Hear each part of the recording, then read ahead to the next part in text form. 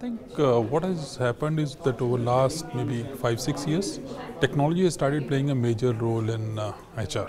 So HR was always one of those sectors which didn't have much technology except for the payroll part. But over the last few years, whether it is with respect to all the transactions that's happening, or the recruitment, analytics, social media, the entire thing, there's a lot of technology which is actually getting into HR sector, which is making HR more IT savvy or technology savvy, if I can use.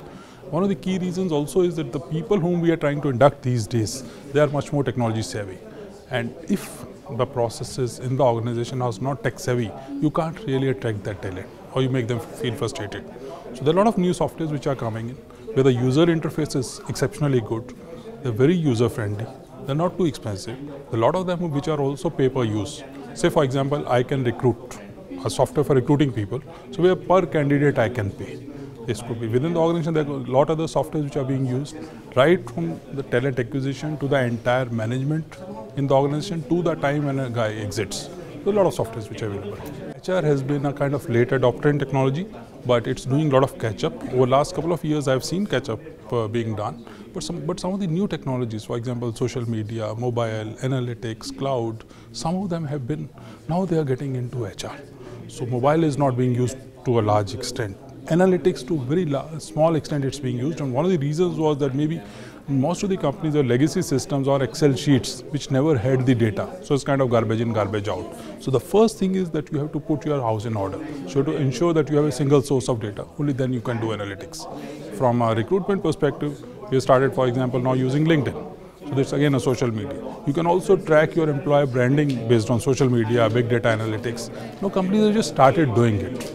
Mobile is a big it will help us increasing our efficiency a lot. For example, in our case, we do a lot of stuff on mobile from HR perspective. Kind of approving my appointment letters, other things, I don't have to physically sign. Everything can be digitally signed from my mobile. That's what brings in efficiency. So to my mind, technology plays a role in bringing efficiency, improving the user experience, either pre-recruitment, during recruitment.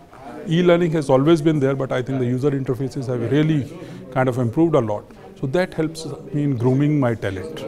And as the employee goes through the entire life cycle in the organization, technology does play a role in each of those, or can play. In many of the companies, it's not playing. From our HR practices, we have some of the good contemporary HR practices backed up by technology today in the company. Also, if I look at attrition levels, from manufacturing sector, if I look, our attrition levels would be perhaps the lowest in the entire industry, which will hover around 5% or so, which is very, very low by Indian standards.